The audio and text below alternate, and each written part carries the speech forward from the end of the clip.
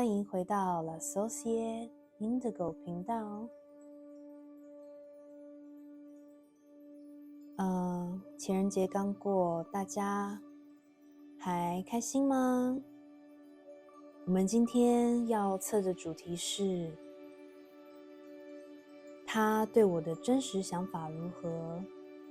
我们这段关系的走向是什么呢？现在我们来做一个简短的冥想。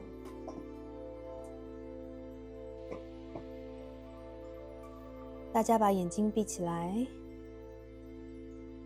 深呼吸，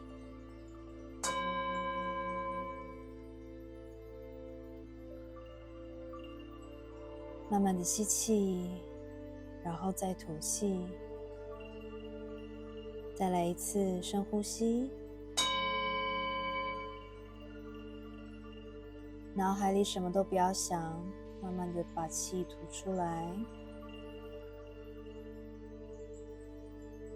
感受到一片宁静，听着颂钵的声音，吸气，然后吐气，有一片白色的光芒从你的头顶照入你的眼帘，你感觉被洗涤，你感觉被这诚挚的、澄澈的天使的光照耀着、保护着。最后一次深呼吸，然后吐气。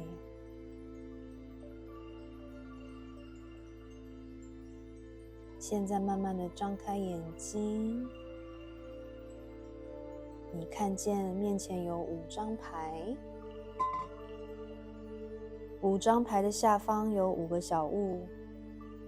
你可以从牌面的位置或者是下方的小物来选择，心里想你想要测的那个人，你想要问他对你的想法是什么呢？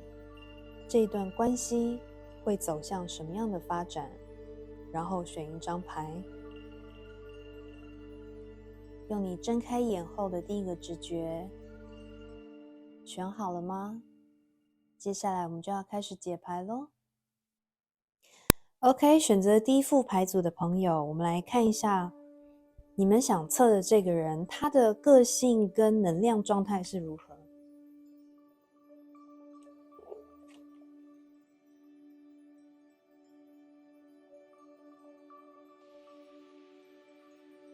你们抽到的是权杖5的逆位以及魔术师的正位。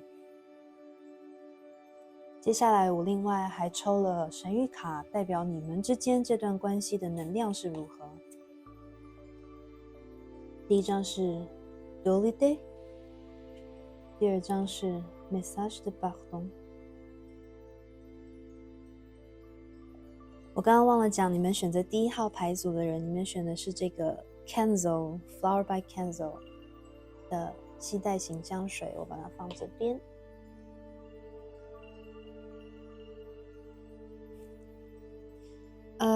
我们先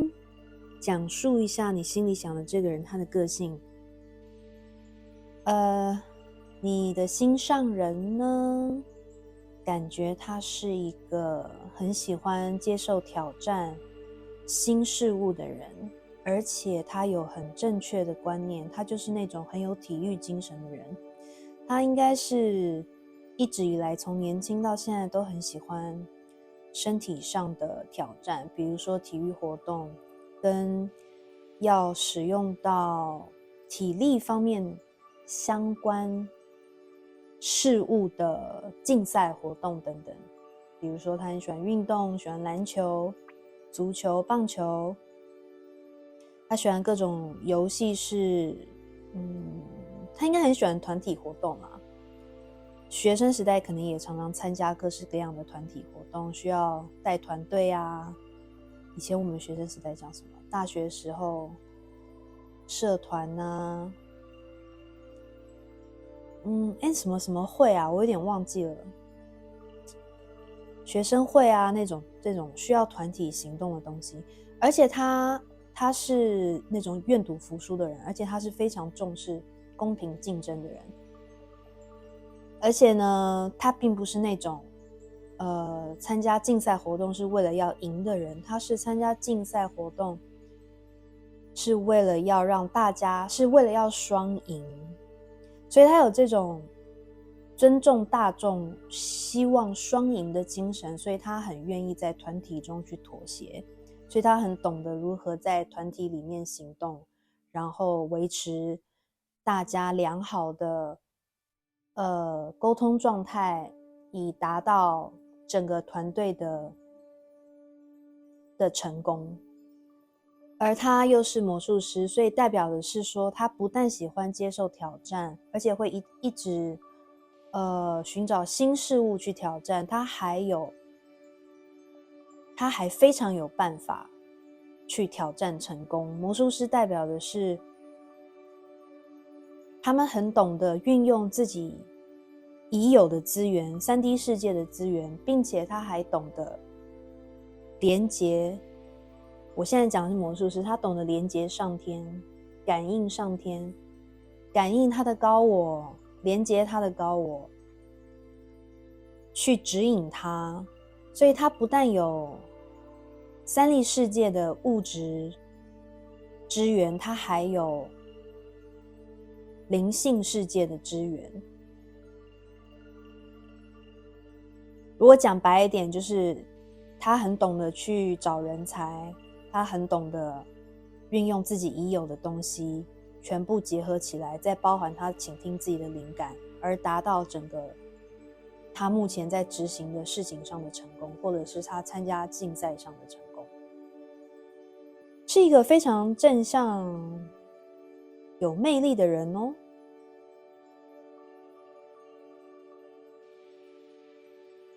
OK， 我觉得我们现在要讲这2张牌，代表的是你们之间的能量。我这边感觉到，因为牌卡出现很多手，魔术师也是用手在执行魔法，体育活动也是用手，所以你心里想的这个人，他要么就是他执行的活动中常常要运用到他的双手。你看这一双手有点像是魔术师的手，他的手心有星月，手背有太阳，感觉他只要挥动他的双手就可以让任何事情产生魔法。但是或者是说这个人讲话的时候很会运用他的双手，做了很多的手势来帮助表达他要传达的意思。但是我觉得你跟这个人在一起的时候，你可能会觉得他很奇怪我说他很奇怪的意思是，他让你觉得阴晴不定。他有时候给你他很阳光的一面，但是有的时候他可能会变得很冷淡、很抑郁。如果讲白一点，很简单的讲，可能是他有时候会给你忽冷忽热的感觉，你不知道他在想什么，你搞不清楚他心里在策划什么，他对你有什么意见。有时候让你感觉到如阳光温暖阳光般照耀着你，有时候又让你觉得他心里有很多的心事。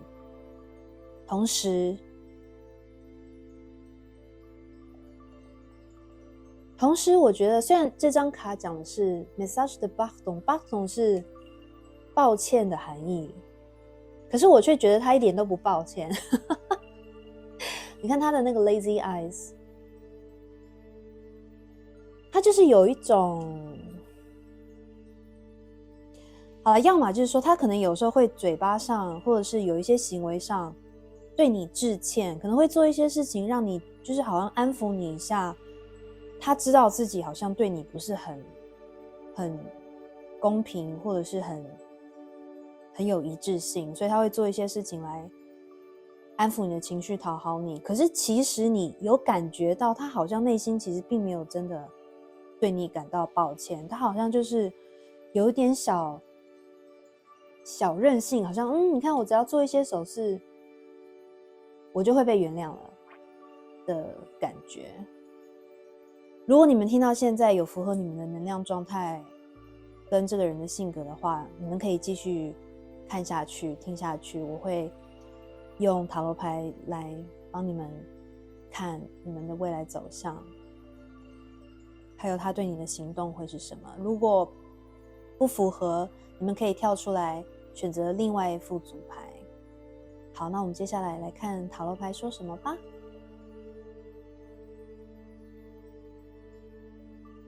OK， 这是我们选择第一副牌组的人，你们的塔罗牌。我先抽3张牌，然后下面2张都是解释牌。我在读牌的时候，会有一种喘不过气的感觉，所以我猜either 是你测的这个人，他对这段关系的感觉喘不过气，或者是这个人给你的种种的，你对他的观察，这段关系的进展的，给你一些压力，让你觉得喘不过气。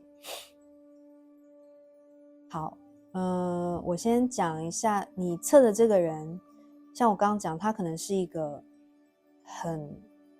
有魅力的人，因为他懂得如何散发出那种阳光。以前学生时代是阳光少年，然后很有干劲，然后可能在职场上就是一个，可能下了班还会去跟人家打球，就是一个很能吸引异性的人，或者是你们是同性关系的话，他就是会吸引到喜欢他的人。这可能会讲到他应该就是属于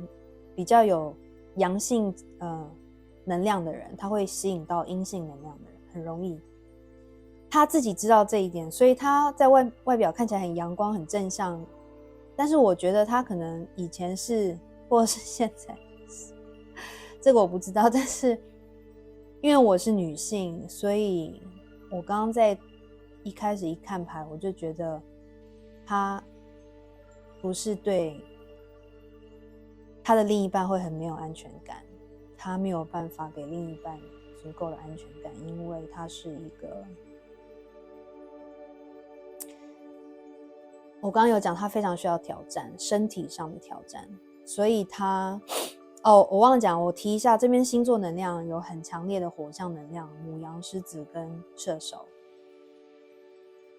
然后应该很多牡羊我猜，然后还有很多土象能量，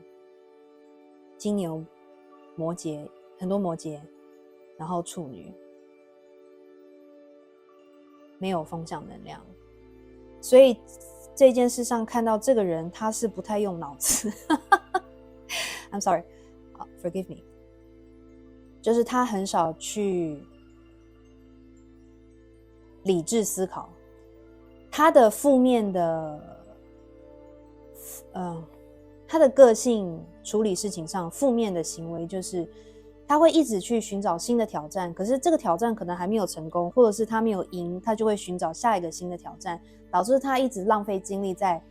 挑战不同的东西上，然后就是讲白一点，就是有一点点一事无成的感觉，或者是说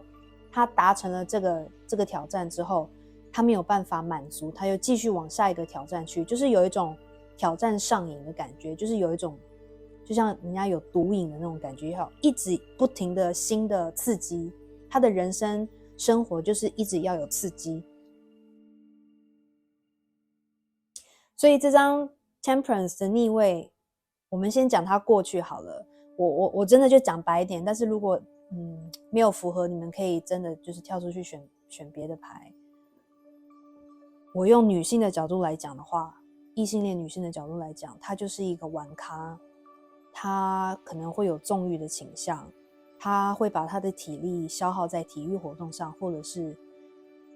跟另一种体育活动，房间里的体育活动上面。然后呢，我刚所以他就会没有办法平衡，他会一直去发泄他的体力，而导致他整个人的健康状态或者是能量状态都没有办法平衡，然后就是在一个上瘾的状态。然后我觉得他遇到你，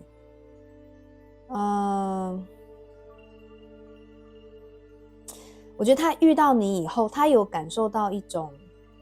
稳定感，你给他的一种稳定感，一种他以前没有体验过的感觉，让他想要跟你，怎么说？你可能会让他感觉到，哦，事业上他的心态更稳定了，就是有一种整个生活都变得他愿意趋向稳定的状态，但是同时他有一种不满足，因为他可能觉得他不能再像以前一样，就是随便去找目标发泄体力、发泄精力，所以他可能会把这种不满足表现在，有一种怨怼、冷嘲热讽，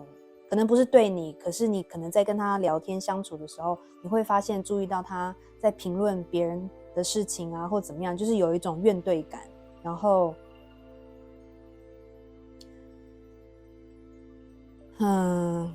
然后有一个可能性是说，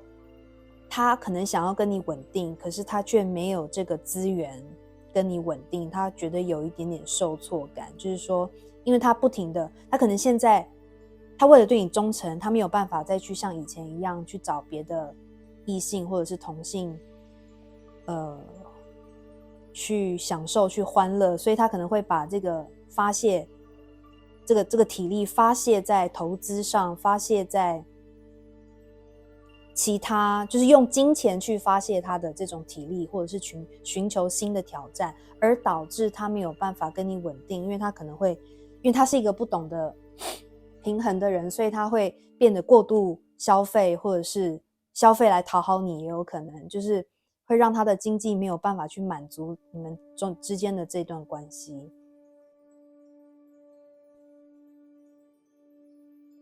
我刚刚忘了讲说，钱币十逆位可能也代表的是说，他因为把很多精力放在工作、投资、赚取金钱上面，所以他可能有的时候会因为工作而忽略了你们俩之间的相处。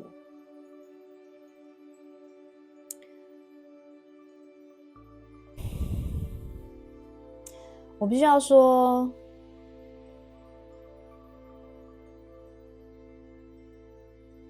你们，你心目中测的这个人，他其实很多的欲望，他是一个并不是很灵性的人，他是一个非常活在三力世界的人，他都是以物质，他赢得什么来满足自己，就是对我刚刚讲他很多欲望。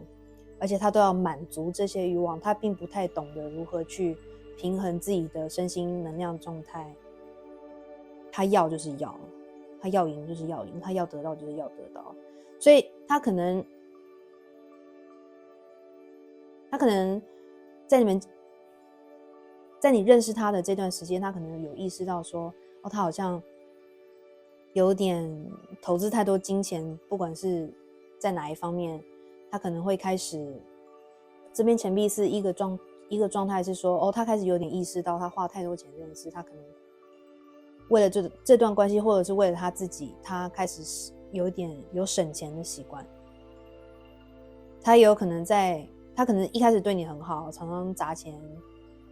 但是他现在可能开始变得有一点点，我不能说吝啬啦，但是就是量入为出，然后要你跟着他一起节俭，这是一个状态。第二个状态是，因为他的这个性格，一个太物欲的性格，他可能连你都把你视为他的其中一项财产。当然不是真的把你视为一个物体，但是就是说你是他的人，他就是有这种观念，你跟他在一起，你就是他的人，所以他可能会对你有一些，就是这段关系让你喘不过气的。如果你觉得喘不过气，就是你有感受到他的对你的占有欲，他可能会如果嗅到一些其他异性或其他同性对你的可能讲话而已啊，或者是他有嗅到一些气息是他们对你有意思，他就是会有一些反应。而且我觉得他的反应，他可能外表看起来是很阳光，但是他其实是你跟他相处之后，你才会发现他一些比较负面的言语跟行为。然后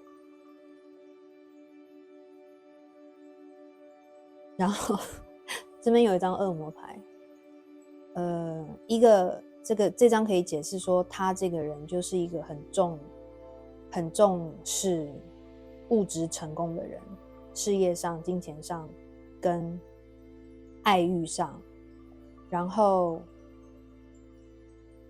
他很重视成就，但是同时也代表着你们之间有很强的，就是房间体育赛事，你们两个很喜欢房间体育赛事，或者是他对你非常有吸引力，就是你很受他的吸引，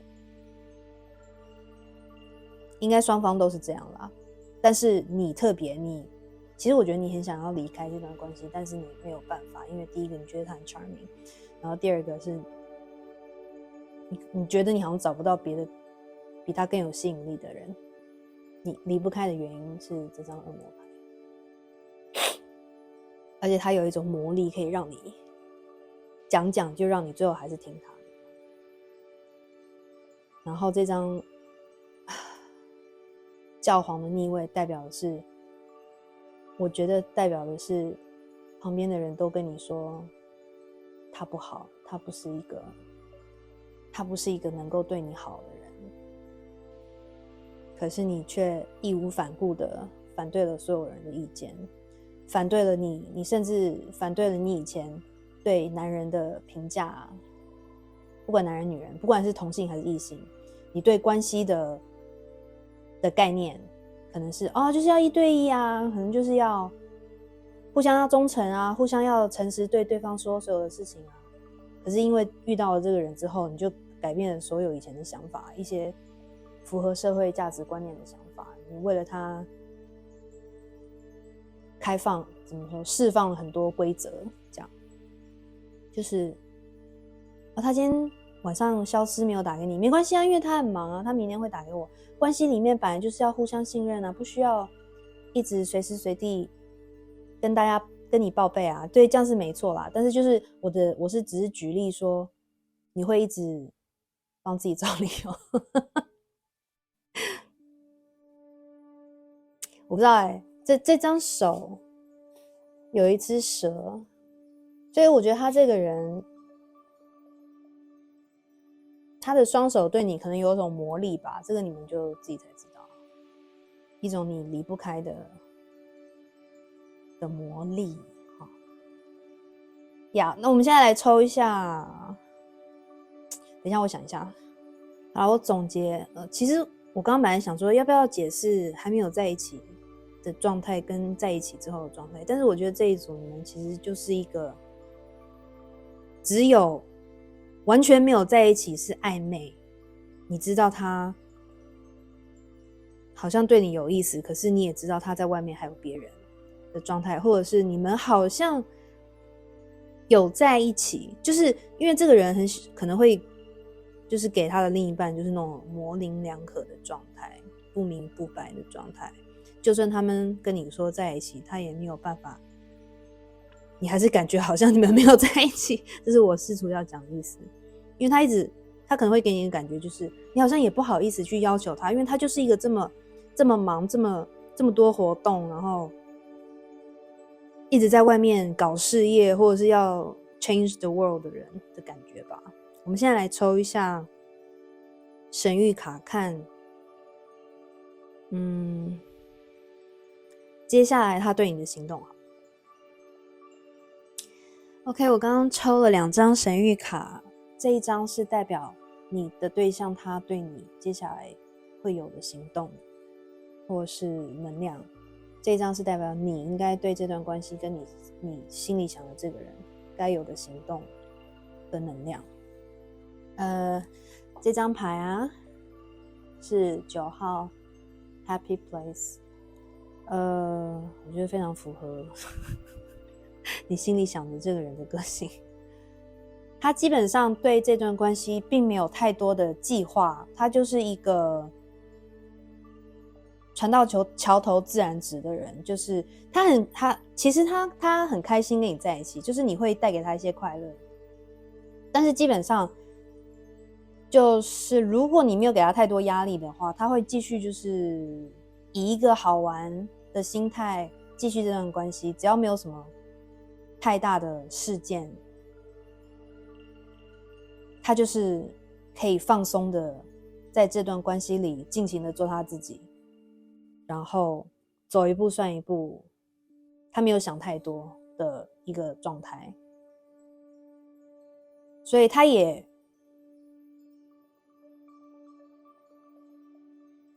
就是如果这段关系对他来说他是感到开心的话，他就会愿意继续下去。那这张牌是你应该怎么做？19号，你呢？我觉得你看这张牌，你是一个女王，站在高楼上。这张牌叫 management， 我觉得你是那个比较累的人啦，就是说你可能是你们两个有点像是阴跟阳，然后他在外面拼斗，你就是那个男人背后成功的男人背后有一个叫什么厉害的女人吗？更成功的女人，我忘了应该怎么讲。但是基本上你是那个，因为他以他这种火的能量场，很火象星座跟很需要物质的能量状态的人，你是那个拉住他的人，懂得控制他能量的人，什么时候要浇熄他的火，什么时候就是你懂得去让他平衡的人，然后不能在外面太乱来。我觉得你是一个很聪明的女生，你懂得怎么去经营他，只是你会比较辛苦。你要当那个让他，我觉得他应该是还蛮尊重你的，然后你就是他心目中的女王，或者是你可以成为他心目中的女王。但是你要了解他，懂得怎么去，不能说控制他，就是怎么去教导他吧，应该这样讲，因为他其实这种火象能量的人有点孩子气，就爱干嘛就干嘛，所以你要保持在一个让他一直都想要去赢得你的欢心、你的 validation、你的赞赏的这种感觉。那就是如果你要持续这段关系的话，你可以这么做，然后不能让他就是很轻易的去得到你。我不是说床上运动啦，我是说你要保持着一种，你们的关系要保持着一种你很赞赏他，但却又他总是觉得还差那么一步，总是要一直，他会想要一直去做你希望他做的事情，去让你给他一个真正的赞同的那种感觉。我不知道怎么解释，希望你们懂我的意思。好啦，那就是今天读牌就到这边。如果你们觉得有帮助的话，欢迎分享给你们的朋友，然后帮我按赞，然后订阅，然后按小铃铛。我会尽量找时间做更多不同的主题的读牌。你们也可以在留言处告诉我你们想听什么样的主题。然后谢谢你们的观赏。好，那就这样咯，拜拜。OK， 选择2号牌组的朋友，你们选的是这个很可爱的御饭团钥匙圈，我把它放在这。然后我们现在来看一下你们测的这个人，他的个性能量状态如何？你们抽到的是钱币9的逆位跟圣杯4的逆位。然后我刚刚也抽了你们关系之间的能量状态。第一张是 Collect， 第二张是 Message Spiritual。 OK， 选择第2号牌组的朋友，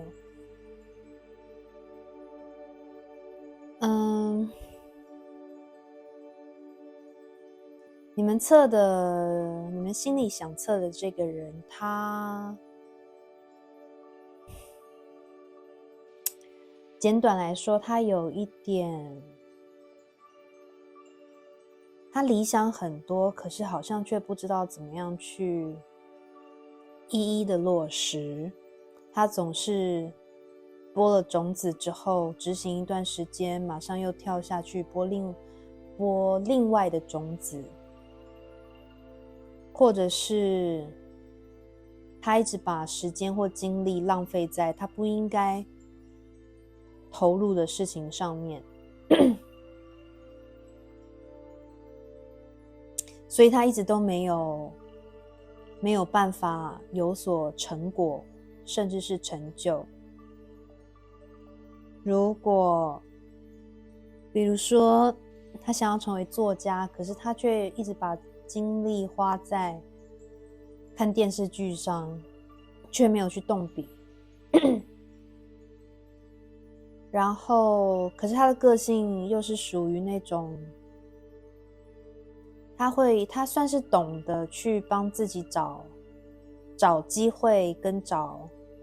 新的方法来解决事情的人。他不会，这张牌正位的话，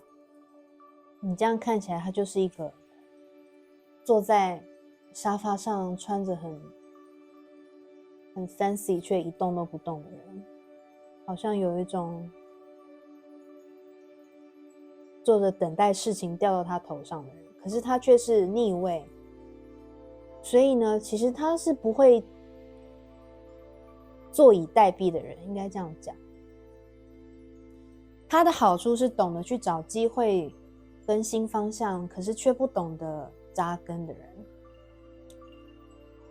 跟完成事情的人。而你们这段关系的能量感觉，这张牌叫做愤怒，那就应该蛮白话的，就是你跟想要测的这个人的关系并不是很顺利。然后这张牌代表7，有一个关键的数字是7，所以你们的关系可能是你们可能刚认识7天、7个礼拜，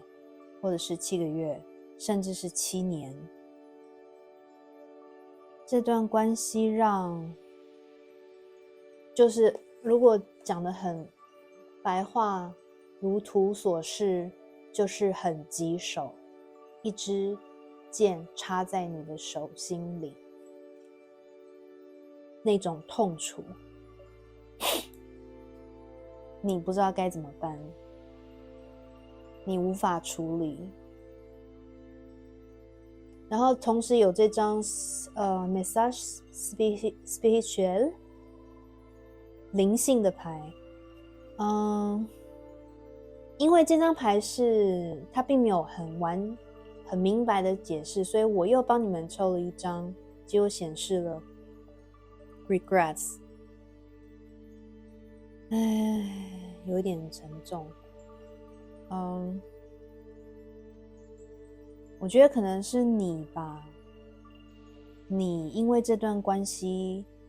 你不知道该怎么办，所以你会寻求一些灵性上的帮助，比如说今天来看解牌，你可能常常在看不同的塔罗解牌，或者是去算命、看手相、去庙宇拜拜、去教堂祈祷，希望上天、上帝、宇宙能给你一些指引，让你知道该怎么做。而这段关系也让你们两个可能都有一些遗憾。这么多的流血流泪，我觉得这段关系的能量就是让你感到很心累，可能因为这段关系你失去了一些事情，你没有做一些事情，或者是你觉得你应该做一些事情却没有做，让你感到遗憾。而我觉得你看这边有这么多眼睛，其实代表的是你其实把这段关系看得很清楚，然后你不敢下最后决定，因为你怕你会做错决定而感到后悔。如果这能量符合你的状态，那你可以继续看下去。我们要用塔罗来帮你们算一下，接下来你们的发展动向是如何。如果不符合，你可以跳出去，然后选其他的牌组。我们现在来看一下塔罗吧。OK， 这个第二副牌组有点棘手。我先讲一下这副牌组，你们有比较多的土象的能量，有非常多的钱币牌，然后有一些火象，有一点点的火象，然后可能有一部分的人是有水瓶座的能量，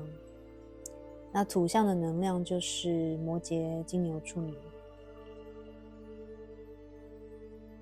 我感觉你可能是那个让你的对象 grounding 的人，就是你好像会无形之中，或者是甚至有形的帮助他落实计划，让他更懂得怎么样实在的做事跟做人。那你们两个应该都可能你蛮在乎面包的，就是面包很重要，在爱情关系里面，你觉得面包一定要稳固了，才能够有稳定的情感。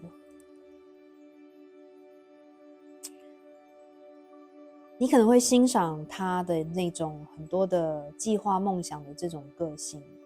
而你是那个帮助他实现的人吧，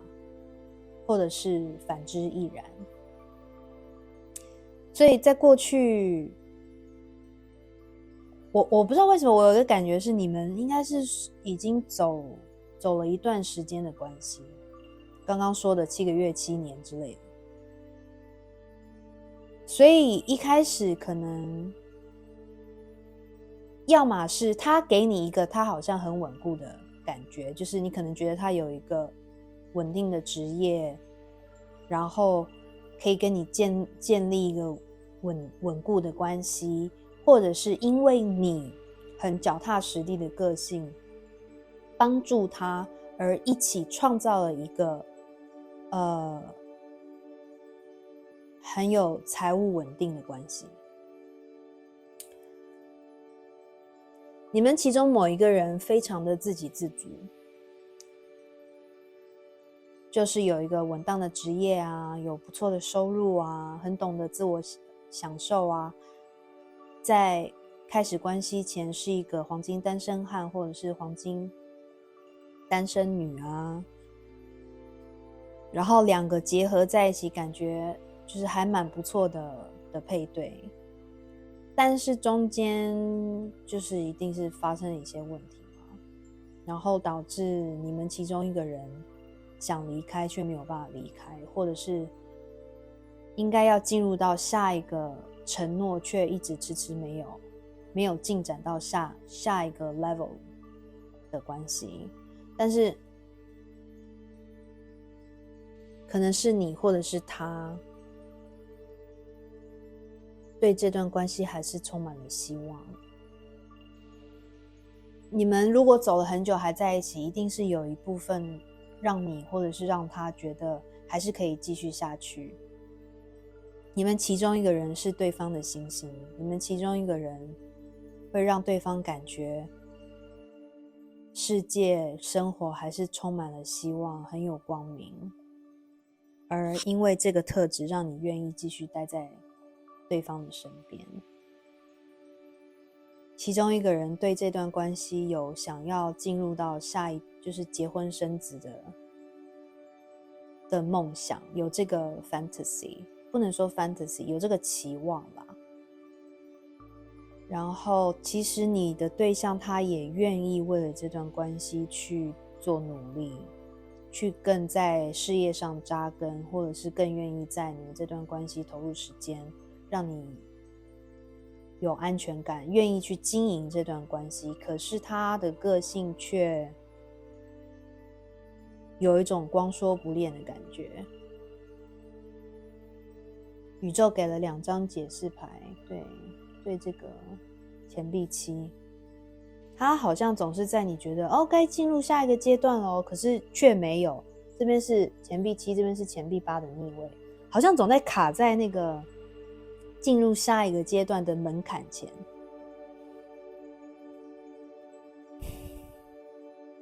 他好像给你承诺，就是告诉你说他想要进入下一阶段，可是却没有做。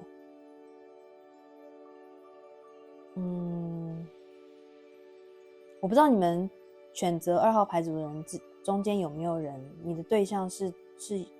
喜欢旅行还是做航空业的，然后或者是如果你们有一部分的人对象是常常要搭飞机啊，做航空业的呀，你有可能会创造这段关系的不安全感。那另外一个解释就是他们是很多的想法，可是却没有真正的去落实的人，所以你们的关系就卡在这里，就是一直卡在你们没有办法往下一步进展，然后让你觉得很心累，让你想要离开，可是却又离不开，因为你怕后悔。那我们现在来看一下神谕卡，看你的想测的这个对象他对你有什么行动，还有你应该对这段关系该怎么办。 OK， 刚刚帮你们抽了神谕卡，这一张是你们测的那个人对接下来这段关系的行动想法会是什么，然后这2张是宇宙给你们2张对这段关系接下来的指引。这一张是 distraction，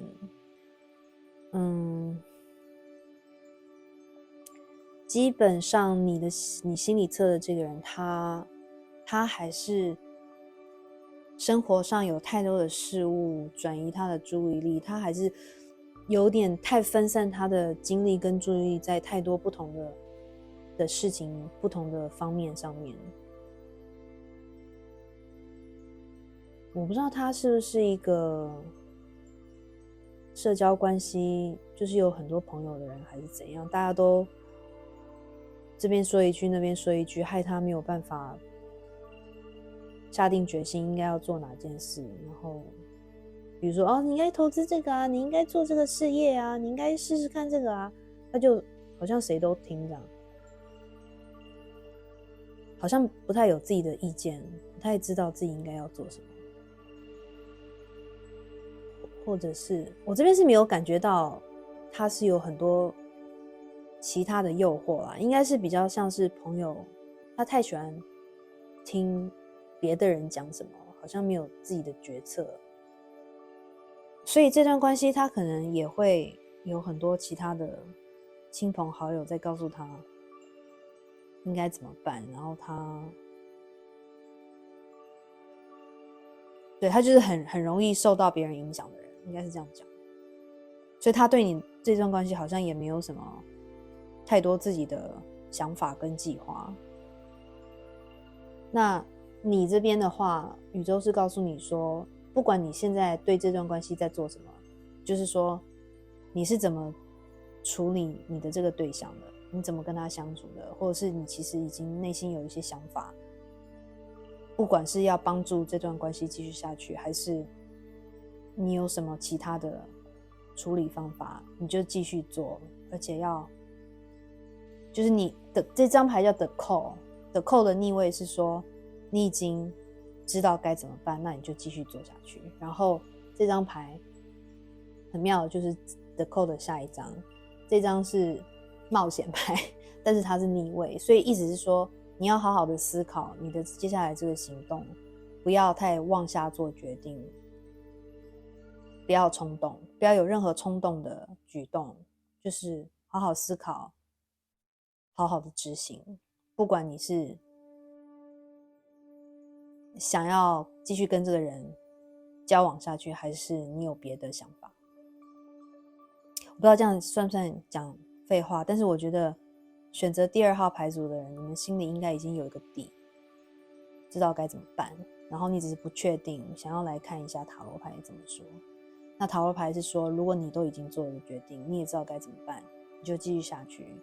然后只要好好的执行，不要有哪天喝酒然后突然干嘛或者是哪天被他惹怒了，就决定就做了一件跟你计划不相符的事情之类的，这个意思。OK， 那希望今天的这个 reading 有帮助到你。如果你喜欢我的解牌，欢迎按赞，然后跟朋友分享，然后订阅我的频道，然后你也可以在留言处告诉我说，你还希望听到哪一方面的主题的解牌，然后告诉我们你的故事。那就先这样，我们下次见，拜拜。OK， 欢迎来到选择第3副组牌的朋友，我们来看一下，你们选的是这个小小的珍珠，我把它放在这边。我们来看一下你心目中想的这个人，他的个性跟能量大概是什么样子的呢？你们抽到的是权杖国王逆位，权杖2的正位。OK，刚刚另外还帮你们抽了2张神谕卡，代表的是你们俩关系之间现在的能量状态。我先讲一下你想测的人的这个个性好了，他不管他的年纪如何，他感觉都是一个心智比他的年龄要年轻的人，他的心智年龄比实际年龄要年轻，或者说他一直展现出一种可能有一种不服老的性格，就是不管他年纪如何，他都觉得他还是可以做一些其他年轻人做的事情啊，然后他绝对不会去做一些社会期待他的年纪所应该做的事情。然后可是他有一个问题是说，你看这张权杖2，他会讲好听的话是说他是一个属于有远见的人，但是他的远见却让他看不到他眼前的事物，意思就是说他可能会因为他的理想，他心里有很多的梦想，而忽略了他已经拥有的事情，或者是说他要达成他的梦想之前，他应该先要把眼前的问题先处理好，才能铺一段通到他梦想的道路，不管是事业、人生选择或者是感情上，他都是这样子，他看得太远而遗忘了他应该先把眼前的问题解决，才能更容易的达成他想要做的事情。然后他可能会有一种习惯，就是不停的看向远方，看着那个他没有办法到达的目的地，他没有办法完成的梦想，一切都是好像那么的遥远，遥不可及。他忽略了身边陪伴他的一些重要的人，比如说是你，比如说他的亲人，他的至亲好友，你们陪伴在他的身边，可是他可能常常会显露出一个好像不满足，然后你们会觉得他可能会有一种常常抱怨的心态，或者是常常觉得目前的环境他不习惯、不适应，他应该要到更好的环境去。在他的眼中，他眼前的这个环境对他来说，就像这张卡是一个目的，是一个聊级的地方，没有生气。可是明明他身边有一个很忠诚的狼，陪伴着他，引领着他，听他说话。所以你们的关系可能你会觉得他有时会忽略你的存在，他有时会活在他自己的世界、他的幻想、他的梦想里面，好像有一点没有办法把他抓回来，没有办法沟通。然后因为他的这种一直不停的寻找未来的更美好的方向，而不愿意做当下的承诺，因为他很怕，如果他现在给了你承诺，他可能就没有办法去到他下一个他想要达到的地方，或者是功成名就，或者是目标。所以你们会为了这个东西可能常常起冲突，或者是争执。这张卡神谕卡是2只蛇纠缠在一起，我觉得这就是代表你们目前的关系，一个人想要往这边走，一个人想要往这边走，然后僵持不下，没有办法达到一个一致性，但是你们的关系又纠结在一起，可能有很多的原因让你没有办法分开，可能是现实生活的原因，或者是你们的情感纠结。然后这张卡叫 Reproche， 就是责备的意思，所以你们的这种没有办法达到一致性的关系，会让你们常常互相责备，或者是你常常会给他有一种他被责备的感觉，没有办法达到你的要求，那你会觉得他都没有把心思放在让这段关系更好上面。这张 Source 讲的是说，可能他们是这张卡提醒你，因为你是看这个塔罗牌的人，所以这张卡先提醒你回头或者是回想去看一下你们关系的源头，你当初是为什么会爱上这个人，他是哪里吸引你，在你下一次想要责备他或者是 question 他之前，想一下可能现在他让你受不了的缺点是你一开始爱上他的优点。当然这张卡也要提醒他，可是你心目中的这个人没有看这个塔罗牌，所以你可能可以在生活中潜移默化去影响他，让他把他带回到你们当初在一起相处的那种互相为什么会互相喜爱对方的那个感觉。然后宇宙想要告诉你说，你们这段关系是被上天看顾着，他们都看得见你们的挣扎，你们的无奈，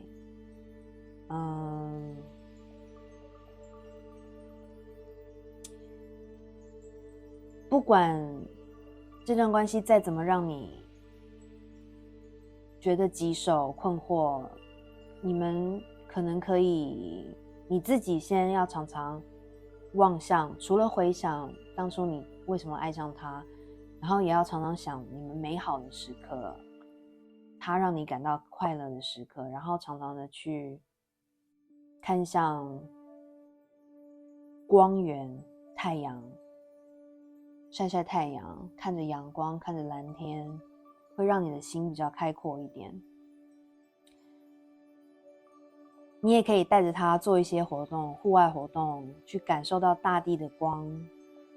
的一些活动，亲近大自然，让你们可以回到那种互相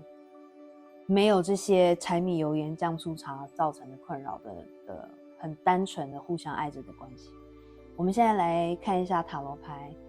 有什么话想说，看你的对象他对这段关系的想法，对你的想法未来动向如何。Alright， 这是你们的塔罗。我在抽你们的塔罗牌的时候，就是都是一张一张一张，没有任何的突然跳出2张什么的，所以就是很简洁易该。然后你们的塔罗牌有很多的大阿尔克纳，有3张吧，4张大阿尔克纳。你们的关系应该是你们这段情感关系是你们人生还蛮重要，占着蛮重要比例，或者是对你们影响蛮深刻的一段关系。然后这边的很多牌都显示你们是处于一种好像类似平衡，但是却又会有一种拉锯的能量。这边显示的是你想的这个人，他对这段关系对你的想法是如何，然后他的动向是什么吗？我觉得你们两个人可能因为刚刚这边这张牌显示的是你们的想法不同，所以会常常有互相责备，互相就不在同一个 page 上的感觉，所以你们可能两个都，你会让他觉得，你们可能两个都有一种是不是应该结束这段关系才是好的选择的这种想法，或者是你有跟他表达过这种想法，而他其实一直在抗拒这种变化，他不想要结束这段关系，或者是有的时候，我们大众占卜的能量会转换，会互相互换，所以有的时候可能是读你的能量，所以你们自己去看怎么样对应。但是因为我问的是你想的这个人，所以大部分的人应该是你们测的这个人，他不想要做任何的改变，就算他可能有想过说是不是应该要结束，他也不想要有任何的举动变化。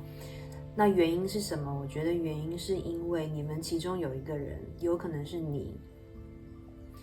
是关系里面给予的那一方，是关系里面比较可能财务稳定，然后可以对怎么说，给予他安全感的那个人。你是这段关系维持三 D 世界稳定状态的那个人。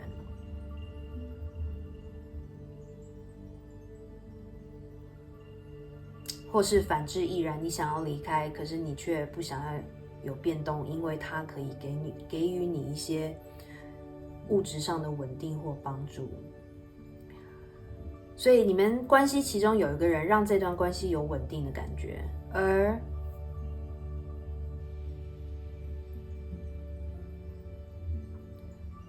但是就算是这样，你们想的这个人，他的内心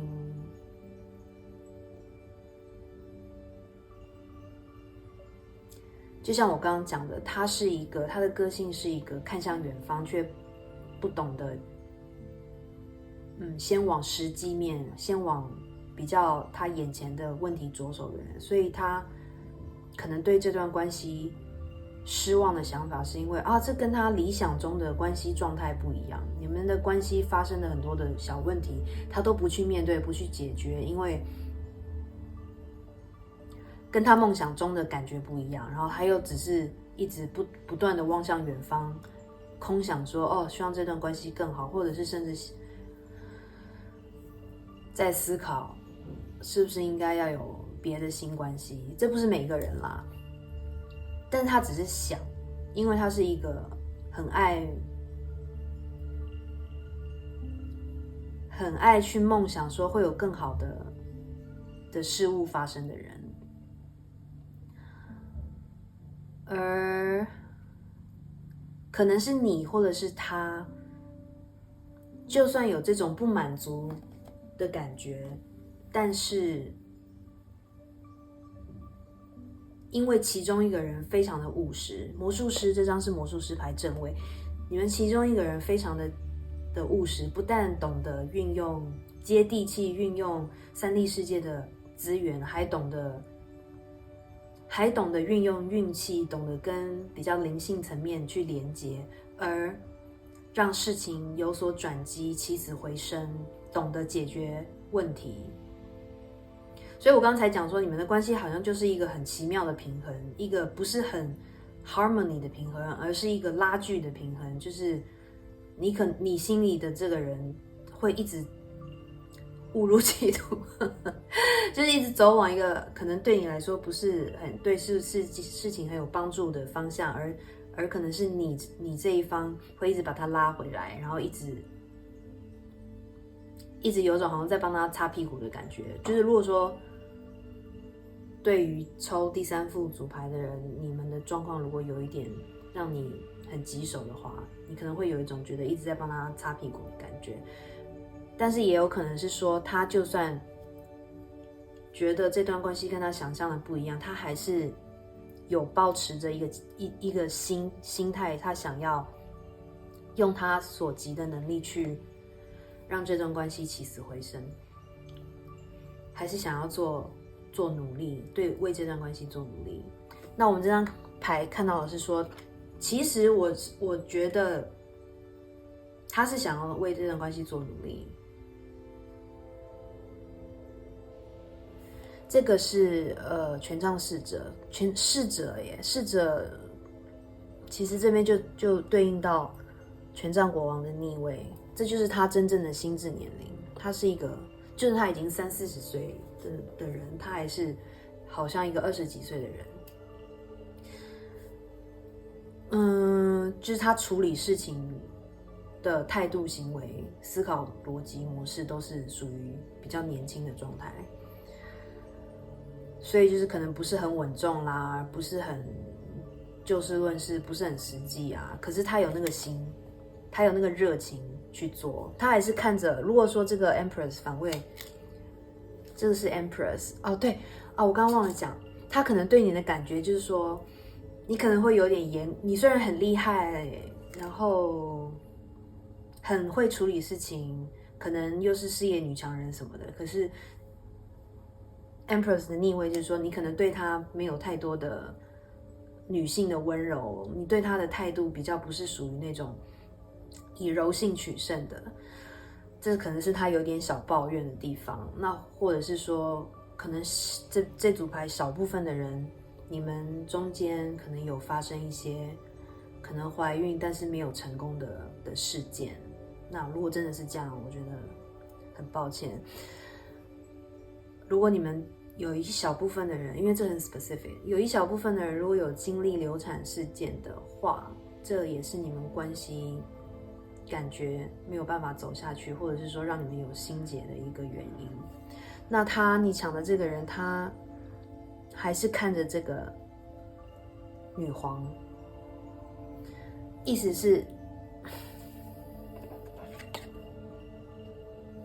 我觉得他对你有一点充满抱歉吧，就是也不能说充满，他对你有一种抱歉感，好像没有办法给予你期待的，但是他有想要做努力。那他现在就是他怎么做努力呢？他可能你可能会感觉他开始有一点给你一点距离，或者是独处的时间变多，他一直想要离开这张牌这样或者是说这张是隐士牌正位，他可能开始读很多的收集很多的资讯知识，可能关于两性关系的，或者是关于他的事业，关于他想要达成的目标的任何的知识，因为他想要变得更好。我觉得他是想要成为你心目中的权杖国王正位，所以他现在是处在一个积极 study 的状态，可能会有点离群所居吗？可能会突然不是那么爱社交，不是那么爱出去，或者是比较少跟你联系或什么的。那他是因为他自己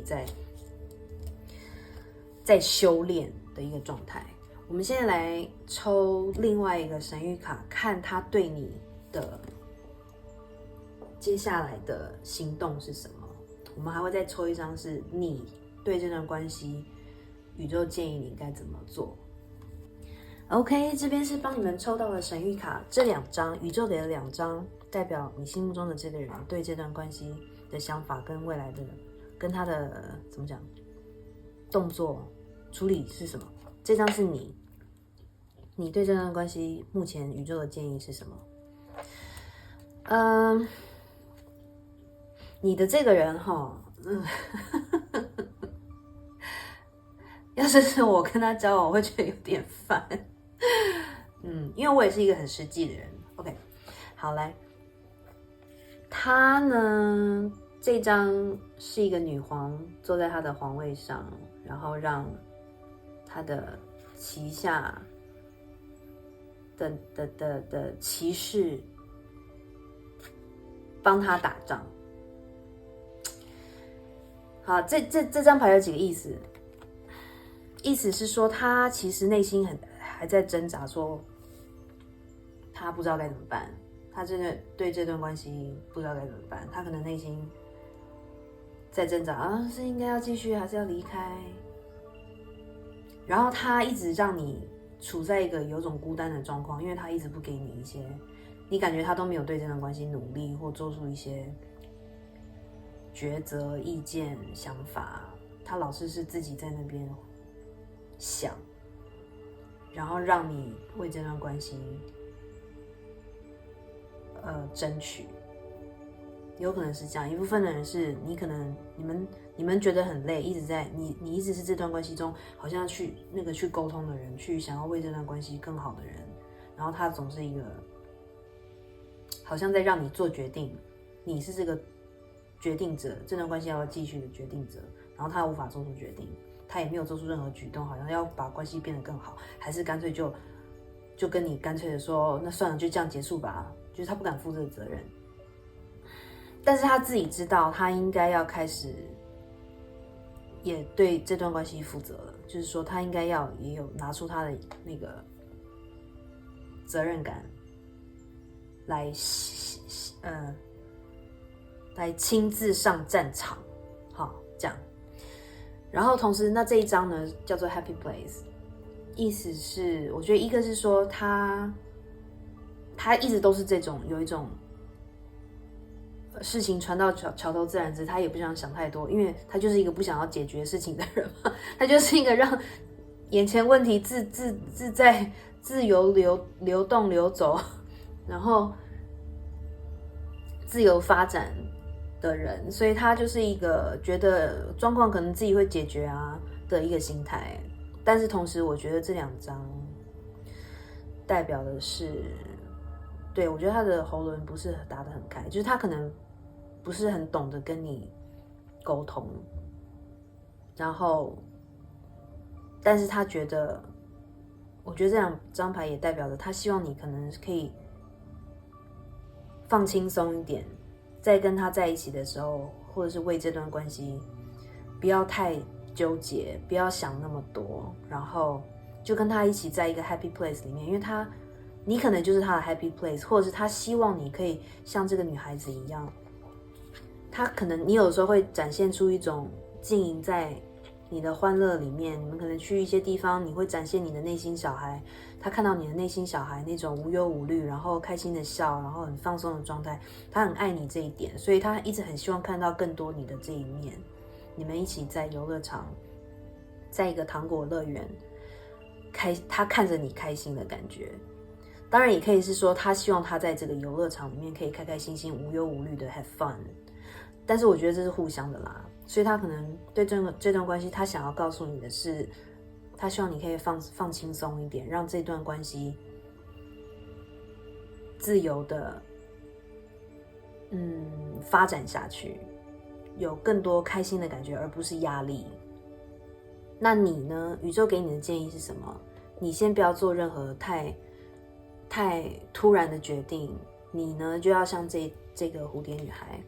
你要站在更高的角度，就算有点孤单，所以你才来看塔罗嘛，因为你需要一些指引。你可能没有跟很多人讲你的烦恼或什么的，你都是自己处理事情，所以你要站在更高的角度，再观察一阵子，观察这个人，观察你们的关系，然后看他有没有什么处理，他有没有什么变化。现在不用急着做任何的决定，不用有任何的动作，这就是宇宙给你的建议。如果这段关系真的对你们来说都是一个人生还蛮重要的一个关系的话，那这样也是没错的，就是好好的观察，然后放轻松一点，然后尽量从你想的这个人的角度去看他为什么会做一些事情，为什么会做一些决定。那如果你喜欢这一次的 reading， 那就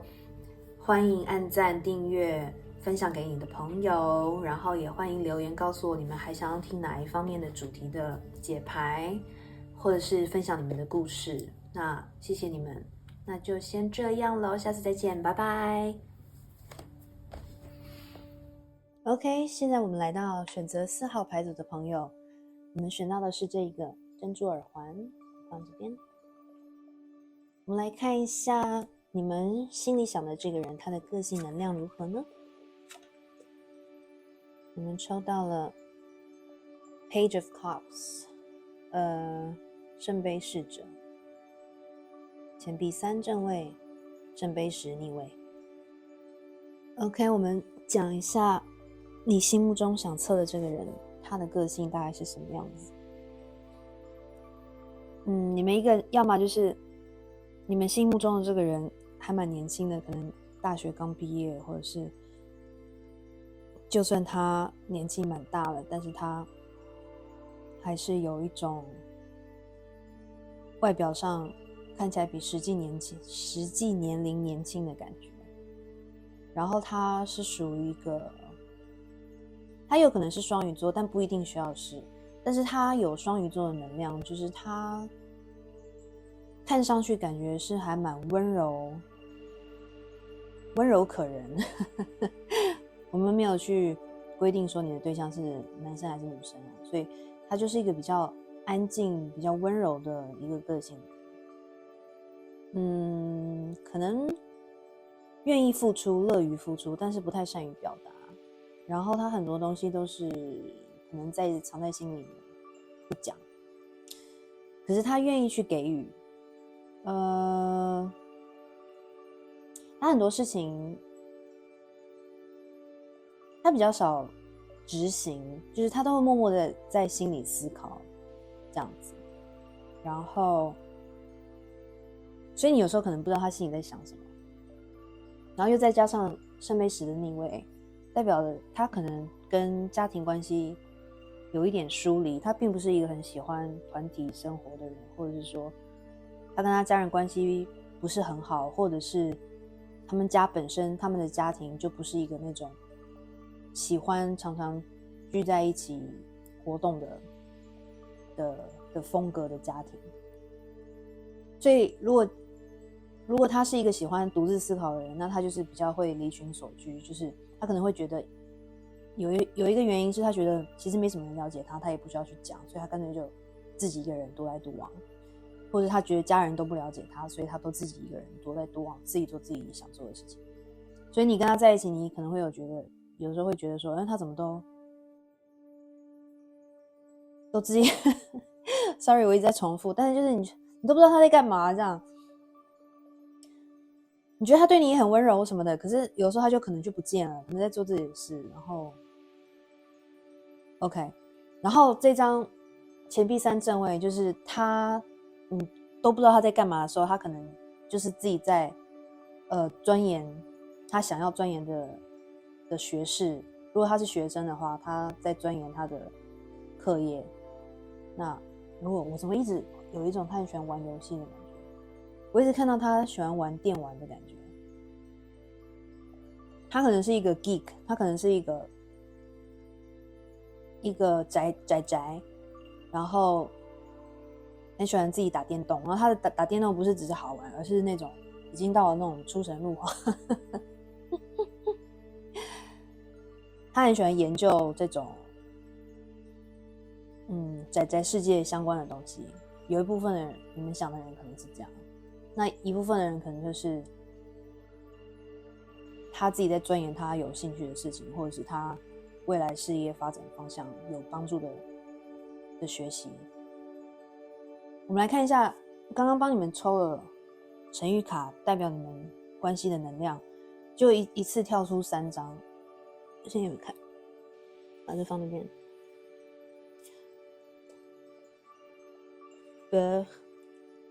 Message comique， message de conseil， 3张哦。可能是 OK， 这个神谕卡代表你们的关系能量有一点interesting， 因为它给了你一张害怕恐惧的卡，恐惧这一张，一只手被一把剑插在手上，有一条蛇缠绕在你的手跟这把剑上面。你们的关系有不稳定的感觉吗？要么就是你在害怕，你或他在害怕，因为你们其中一个人在这张卡有指引说，在大概2年前的这个时间点，你们可能你或他有一些可能是情感上的伤害或事件，然后这个人你 trigger 他或他 trigger 你这个过往的记忆，而让你对这段关系感到害怕。可能是他的行为模式让你感到害怕，让你感到不安全感。我刚才想说，一个仔仔有什么好怕的？但是大众占卜啦，所以我当然没有办法去看你们每一个选到第四个牌组的人，你们的这个人是什么样子。但是不管怎么样，你们的关系充满了恐惧。如果直白这样讲，那这个恐惧来源是什么？这第2张牌叫 Message Karmic 就是 karma， 就是业力的意思。它可能让你感觉到，这可以解释说你们俩之间的关系是一种业力关系，但是也可以说他的一些行为模式或个性让你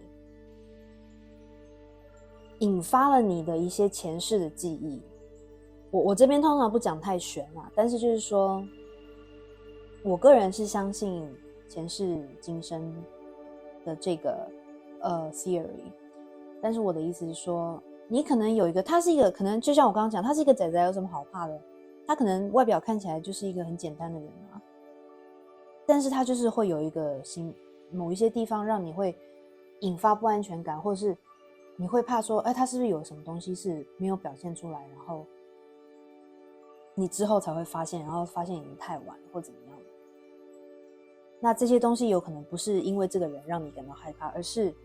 这个人让你想起你的前世的一些经历而感到害怕的东西。像我一个例子，我以前高中有个同学，他莫名其妙听到鼓声就会怕到哭，这个绝对不是他没有去过非洲或任何就是这个鼓是很特殊的一种鼓，一种乐器，所以并不是哪里都听得到的。然后他也没有任何的在他孩童或婴儿时代有任何被鼓声吓到的经验，所以这种东西就你怎么说，那就是前世的经验让他听到鼓声就会害怕。有可能是以前他的某一世在一个部落或怎么样的，听到鼓声就代表着处决或砍头，或者所以我只是一个例子啦。所以就是这种东西，他的某一些举动让你产生害怕，不是因为他，而是因为你前世的一些记忆。那当然也有可能是你的怀疑是正确的或怎么样，他有一些点会让你觉得有点需要小心或什么的，他让你觉得需要小心。那 Message Concierge 就是说，宇宙有鼓励你去寻求建议跟指引，你可以从你信任的亲朋好友寻求建议，而不是一些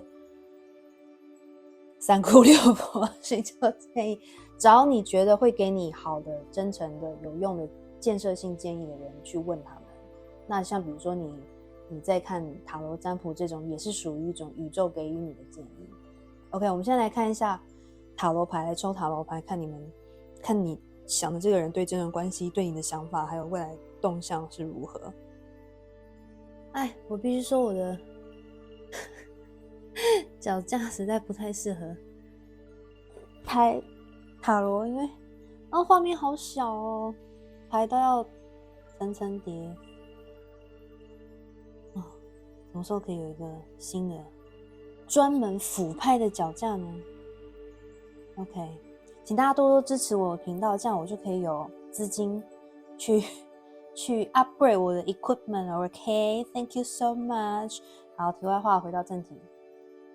我刚刚看了你们的塔罗，我觉得你们这一组可能真的有一种杞人忧天的感觉。好了，我不要妄下定论，但是我来解释一下，你们就大概知道我讲的是什么。我觉得你们这一组牌啊，不是你就是他，他是水象星座能量很强的人，他有可能是天蝎座，有可能双鱼座，所以因为这种天蝎双鱼的能量，让他是有一种那种想很多，然后很多天蝎的能量就是一种很喜欢把东西往死里想，对死亡这种话题很有兴趣。死亡话题很有兴趣的意思就是说，很多东西他们都会把先想到最坏，或是他们要先 sabotage， 把一个东西破坏以后再重生，变得更好的。好，我的意思是，你们这边第一张我就抽到了圣杯2。圣杯2对情感来说，情感或合伙关系来说是一张非常好的牌，这有可能代表的是你们是灵魂伴侣的牌，这也对应到你们刚刚抽到的这张 Message Karmic 业力关系的神谕卡。所以你们一开始一见面一交往，一看到对方就有一种好像似曾相识的感觉，因为这张代表灵魂伴侣嘛，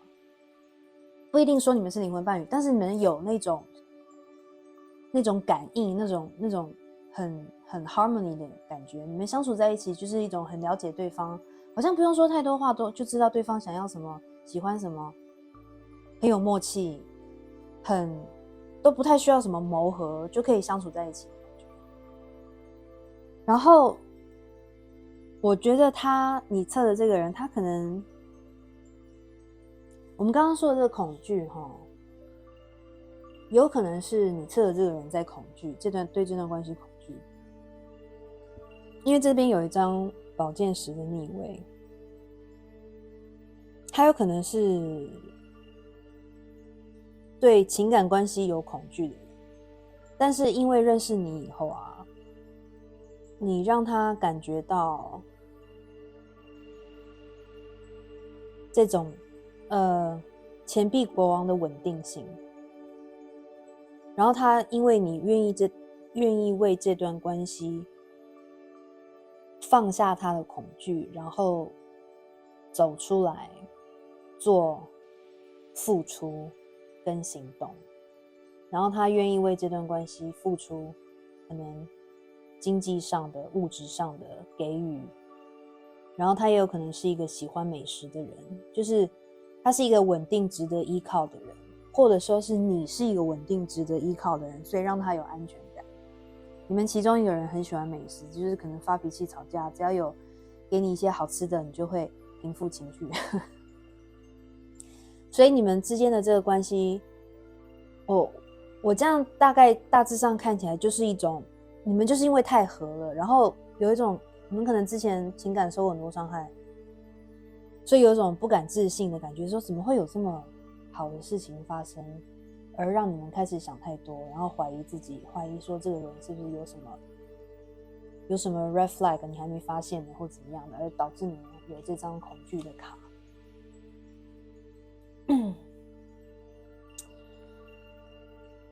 然后你们这边又抽到什么？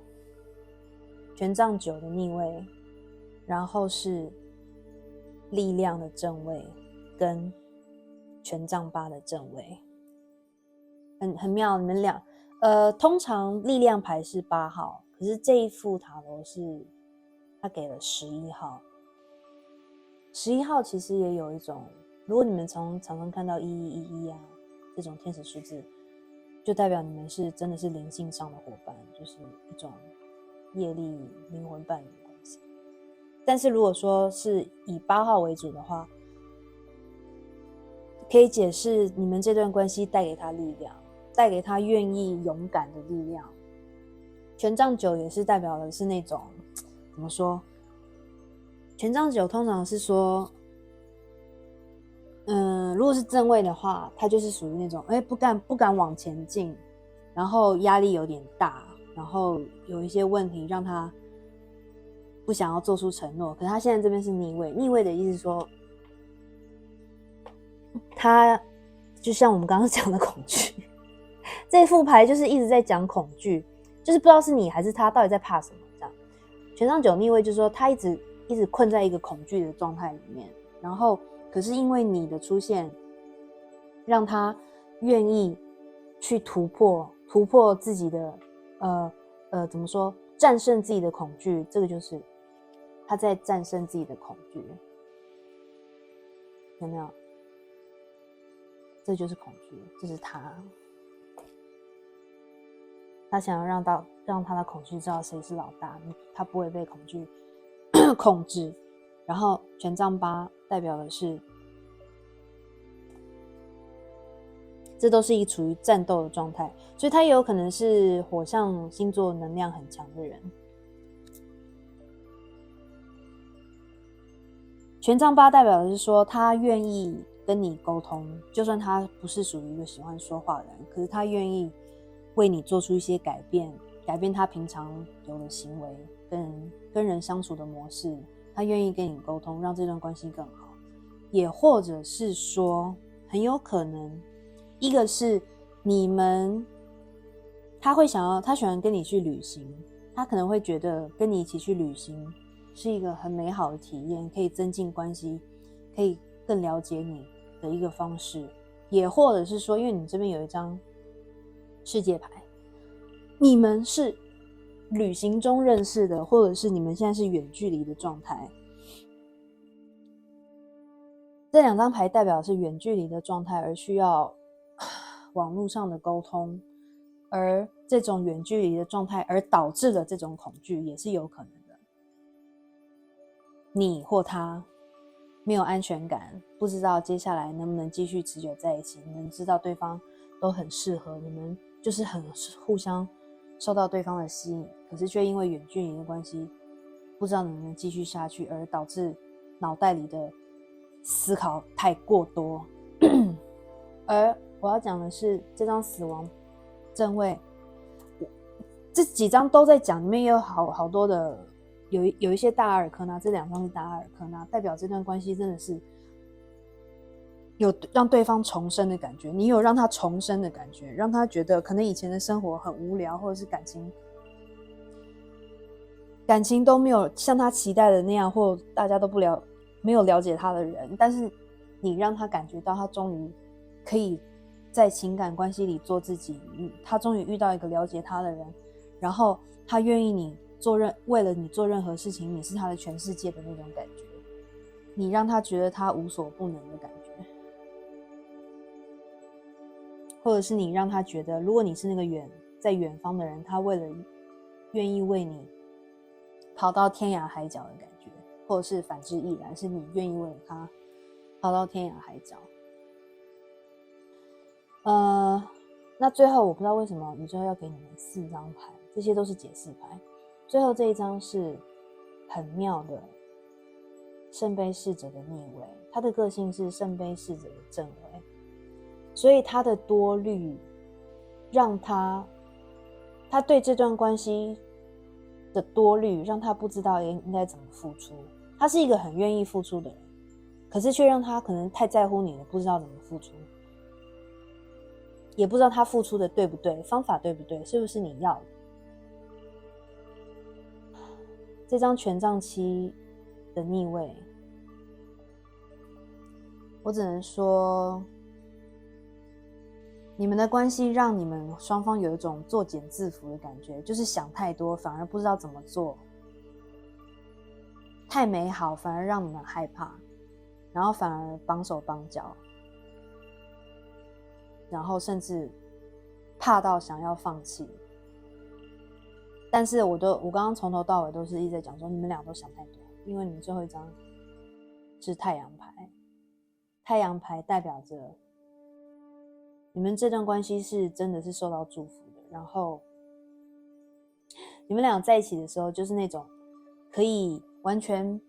没有顾虑，然后可以完全做自己，然后很开心的像孩童一样一起嬉闹的感觉。你们的未来是充满光亮的，所以真的不用想太多，我只能这样讲。这张恐惧牌后面其实也是有太阳照耀的，你的恐惧上天都看得到，然后你的恐惧是可以被光洗涤的。我们来抽一下另外一个神谕卡，看你的对象他对你有什么想法，会有什么作为，还有再抽一张是你对这段关系宇宙有什么建议。OK， 帮你们抽了2张神谕卡，这张呢叫做 Hello， 很可爱吧？这是你们心里想的那个人对这段关系有什么行动。这张是 Karma， 逆位，这是宇宙给你的建议，对这段关系的建议。Karma 就又对应到了 Message Karmic。哇，太神奇，太神奇！我先讲你们心目中的这个人，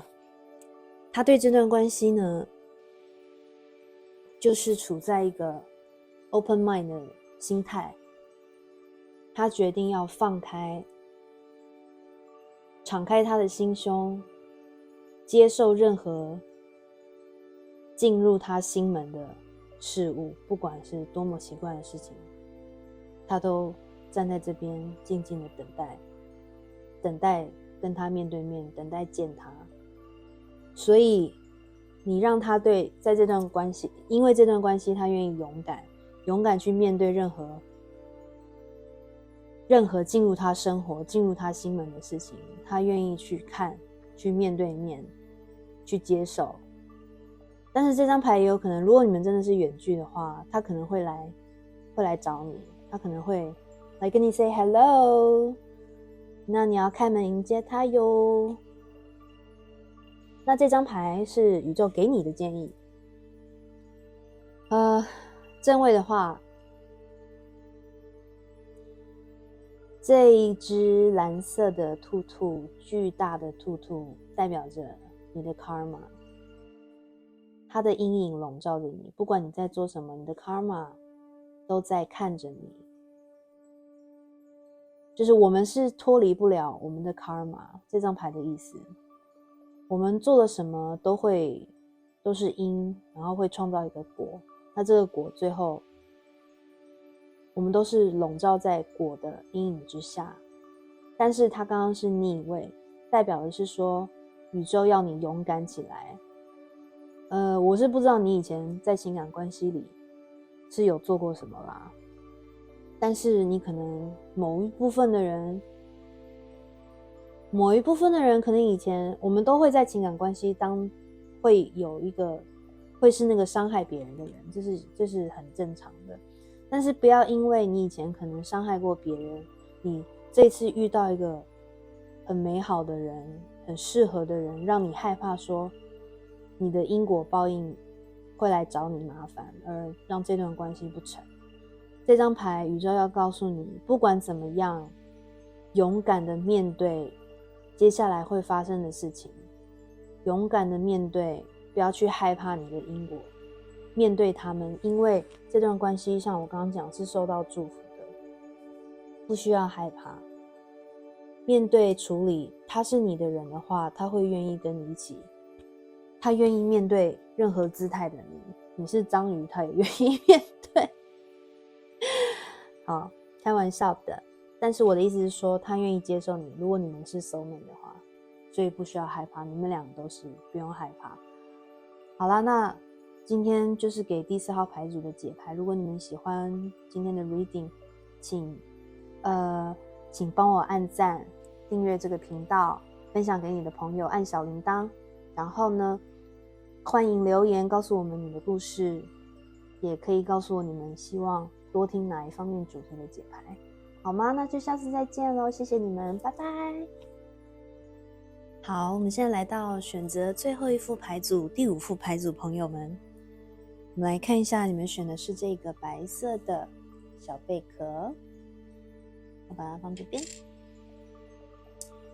我们来看一下你们心目中想的这个人，他的个性能量大概是如何的呢？你们抽到了钱币皇后的正位，以及权杖七正位，还有力量牌正位。我必须要说，你们心目中想的这位对象真的是what a catch。意思就是说是一个非常值得交往的人，不管是情感关系、朋友关系还是什么，还是你有家人是这样的一个人。目前看起来啦，你们想测的这个对象，他是一个，好啦，我先从钱币皇后开始讲，他是一个非常有耐性、非常可靠的人。然后他非常懂得管理自己的生活，非常懂得享受生活，但是他不会夸大，然后他可以低调，然后他懂得适时的，他懂得存钱保障生活，但是也懂得该花钱的时候花钱，让自己充满在被大自然包围的环境当中。他这个人非常喜欢大自然，所以他有机会就会去乡间走一走，把自己环绕在大自然里面。他的家应该会有植物，会养宠物，甚至各式各样的宠物。然后他非常会照顾植物，他很有这个才能。他就是一个土象的皇后，所以他有可能是处女、金牛、摩羯座，也有可能有的人是天秤座，少数啦天秤座，但是他也有可能是狮子座，就是说他有狮子跟土象在他的星盘里面，因为这张力量牌是代表狮子座。你们心目中想的这个人，他不但会照顾自己，他还会照顾别人。反正有他在的地方，就是你就是可以感觉很安心，可以信任他，然后他不会冲动，然后很爱美的东西，然后也会做美食，他可能也很会烹饪，很会享受美食，然后也会用美食来招待他的亲朋好友。反正在他的身边，你就是感觉一种很美的、很舒适的氛围。但是呢，他不只是外表看起来好像很温柔而已，他的内在非常的强大。他是一个以柔克刚的人，他是一个，你不要被他的外表误会，他是一个柔弱的阴性能量的人。他只要碰到面对困难或者是威胁或者是危险，他内在有一种不害怕的力量，他会让自己勇敢的去面对。像这个小女孩，她虽然只是一个小孩，好像很柔弱，但是她手里拿着大蒜，稳稳的站在原地不退缩，看着这个吸血鬼好像要攻击她。但是我们其实不知道吸血鬼是不是要攻击她，我们也不知道之后会发生什么事情，就是停在这么一瞬间的意思，就是这个女孩sorry，你们测的这个人，他就是这么的稳，那个成语叫什么？处变不惊，他就是一个处变不惊的人。而且他因为是土象皇后嘛，所以他的一个另外一个性格就是说，我们讲正面的，就是他碰到事情绝对不会放弃。但是讲负面的，就是他可能会有一点固执，他认为对的事情他就会做下去，不管你们讲什么，你们给他什么意见，他自己认为对的，他认为值得争取的，他就会一直执行下去。所以他的内心力量非常的坚强，他不会轻易的被挫折打倒。但是不管你们万一他有碰到一些反对他的人或什么，他也是这两张牌都是面对，你看都是面对一个疑似会对他不利的一个对象，但是他们完全不退缩，就是一个静静冷冷的看着你，告诉你说不管你怎么做，我都还是会在这里，我绝对不会向你妥协的感觉。如果这能量有对应到的话，那我们就继续听下去。我会抽神谕卡来看你们关系的目前的能量状态。如果不对应的话，你们可以跳出去选别的牌组哟。OK， 我们跳出2张神谕卡，把它们移动一下。一张是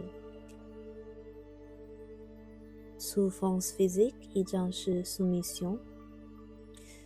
我不知道你们之间发生什么事欸。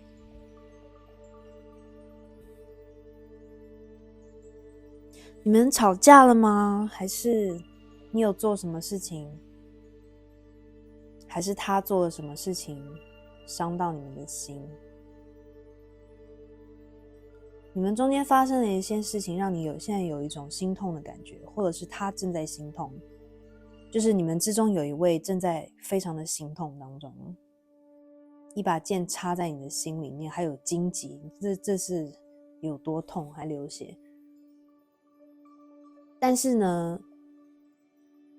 我觉得你们现在之间的状况好像是某一方，一个解释是某一方可能是你或者是他，现在就臣服在这个状况之中。你们可能事情发生了，可能断了联系了，我不知道啦。但是就是说，如果断了联系的话，或者是如果你们还有继续在交往，某一方要么就是好吧，不联系就不联系吧，没关系，他就继续去发展他自己照顾自己，发展自己的事业啊，跟亲朋好友在一起啊，或者是说，如果你们还是有在继续联络的话，可能就试着忘记之前发生的这件事情，然后臣服在目前你们还是在一起的这个状况。可能等一下要抽一下塔罗牌才知道说你们中间发生什么事，然后你们测的对象对你们跟这个关系有什么想法跟未来的行动。目前就是一种有受到伤，然后双方都没有做什么处理的状态。好，我们来看一下塔罗牌怎么说。我想要补充一下，你们抽到这2张 Oracle Card， 除了是讲你们可能心里受到伤害之外，也有可能也同时讲的是说，你们可能因为这段关系发生的一些事情，造成内心巨大的压力，然后这个内心的压力，或者是常常想太多的压力，开始让你的健康受到影响，所以你的身体可能会开始显示出一些警讯、痛楚或者是不舒适，来告诉你说你要抒压了，就是你要这2张牌同时也是讲说，你可能需要找时间放下，找时间冥想，找时间亲近大自然，把这个压力释放，可能先不要去想这段关系的一些困难点或什么的，让你浸淫在一个安静的时间里，不然你的身体会没有办法承受。然后这张牌也有告诉你，可能注意一下2个月后的这个时间点，会有一个2个月后是一个重要的时间点，可能是对这段关系有一些转折的时间点，或者是你的健康上面有一些变化的时间点，就是要你们大概注意一下。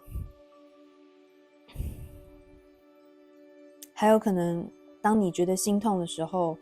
用你的左手按着你的心房，然后深呼吸冥想。你可以在去大自然、去公园、去森林里的时候做这个动作，倾听你的心。OK， 这是帮你们收到的塔罗牌。我在想，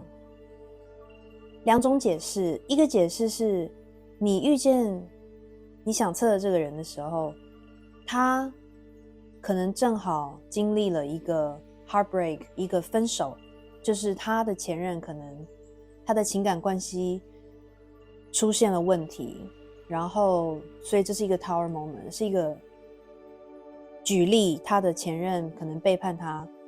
导致他们分手，然后你测的这个人就是他必须要丢掉这段旧的关系，把这个人赶出去，然后因为这个心碎，你测的这个人经历了一段很黑暗，然后独居离群所居，自己思考的一段时间，然后这段时间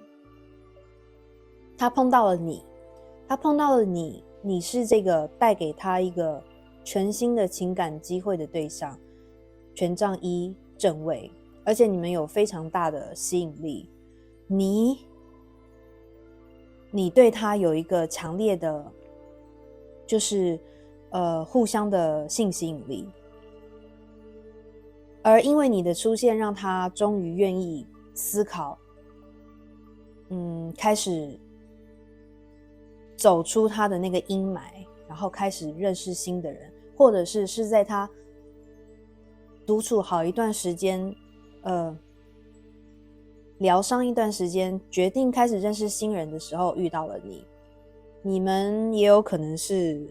dating app 上认识的，然后是先从一个可能人与人连接的关系开始的一段关系，结果没有想到发现说啊，你有可能比他年轻，有一部分的人可能你比你的这对象年轻，然后你给他一种你是钱币侍者，他是一个很注重安全感，然后也会给人安全感的人，然后你又是一个可能有为的年轻人，然后也很愿意，就是跟他有点契合，就是也愿意为了事业上努力，然后而且你愿意给他安全感，给他这段关系承诺，你想要献给他一些东西，拿着钱币，按照你的对象喜欢的方式给他承诺，然后这段关系让你的对象感觉说啊，终于这是命运之轮嘛，风水轮流转，他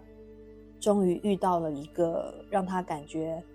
可以安心有安全感又好的对象，让他的之前的心碎终于转过来变成很光明的一个情感关系。然后这边是宝剑十正位，就是因为他愿意终于走出旧的关系，然后这两章讲的都是他因为遇见了你，所以终于有勇气，也愿意抛下以前的这个伤害，旧的这个关系，然后走出去，看见光明。因为一般来说，韦特塔罗牌宝剑十，它的后面是阳光，是日出，所以他愿意抛开这个阴暗的过去，迈向光明，跟你一起走入一个新的关系。这是第一个解释。第二个解释，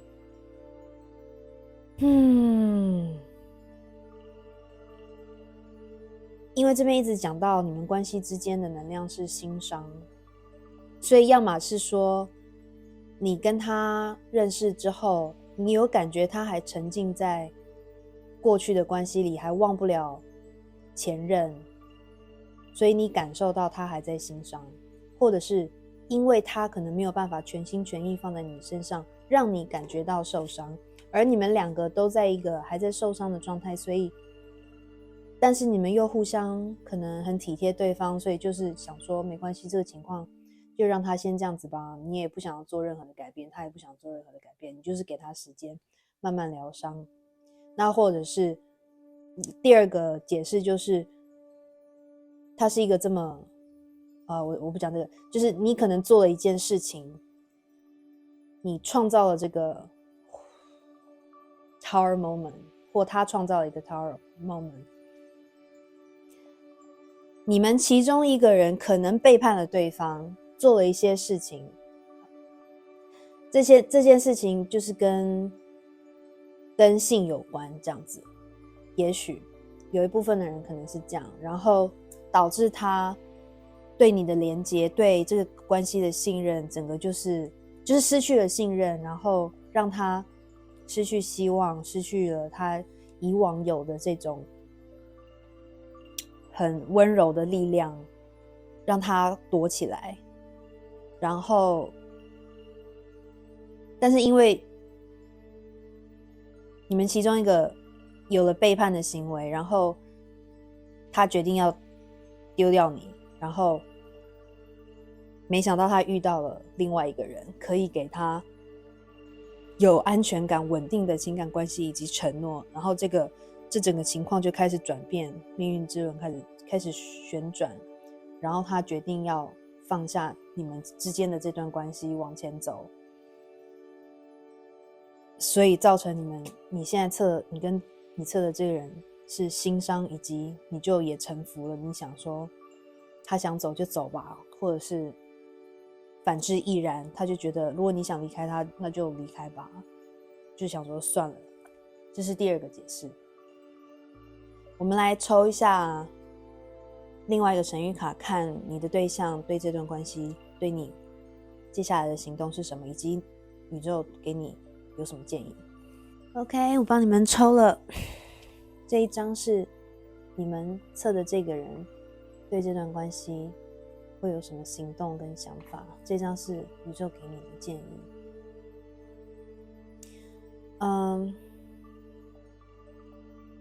一样，我从两个方向来解释。如果我不知道，我感觉好像应该是大部分的人是你们可能做了什么事让他们很心伤，很心寒吧。如果是这个情况的话，他对这段关系，这张叫 plenty， 可是是逆位。如果是正位的话，就是他很愿意给予你他所拥有的，可是逆位就是代表他可能决定不再给这段关系养分了，他决定 move on， 就是他不想再给你任何的养分跟他的能量跟时间。他可能之前很关怀你什么的，但他就是决定停止了。但是如果你们是属于遇见一拍即合，然后他发现你才是那个你又给了他感情生活新希望的话，这张代表的是他会停止，他一直让你受到一直把你摆在旁边，有的时候他还沉浸在旧的关系伤害里面的话，他会决定不再给予这个回忆任何的养分，他不会再一直沉浸在过去里面，所以他会愿意走出来，然后尽他的努力，全心全力给你该应得的感情。所以两种解释，一个是如果你让他伤心，他就停止再给你他的爱了。那如果你是那个对的人，他觉得你是对的人，他会停止再一直想着前任，然后给你所有的你应得的爱。那这一章的话，宇宙建议你，如果你是那个让他伤心的人，不用应该怎么说，你这张叫 strategy， 所以不要直接一直去逼他，找他道歉，求他回来。这一张如果你这样子直直奔入他的家门，他只会躲起来。然后宇宙是说，你要想一个好好思考，在你们这段关系里面，你让他爱的地方是什么，你的长处啊，你最会的东西是什么啊，把这些融会贯通一下，然后去做出一个策略，一个很好的计划跟策略，让他慢慢的愿意原谅你，再次接受你。就是如果你想要挽回他的话。但是如果第二个解释是说，他已经觉得你是很适合他的人，你可能这一章的意思也是，反正就是 strategy， 不要一直去逼他说要让他赶快从旧的关系走出来，然后完全跟你在一起，就是给他一点时间，去潜移默化的引导他慢慢走出来，鼓励他，给他爱，让他看到你的好，这就是你该想的策略的 strategy。这是一个正向 strategy， 不是说去很 tricky 或怎么样，就是你要思考，不要就是想到什么就做什么，只会吓到他，吓到他就只会躲起来。那这就是宇宙今天给你们的建议，然后希望对你们有帮助。如果你喜欢这次的 reading，欢迎按赞订阅我的频道，然后可以分享给你的朋友，然后订阅的时候要按小铃铛哦，然后也欢迎留言告诉我们你的故事，或者是告诉我你还有什么样的主题你们想要听的。那就先这样，下次再见咯，祝你们有美好的新的一周开始哦，拜。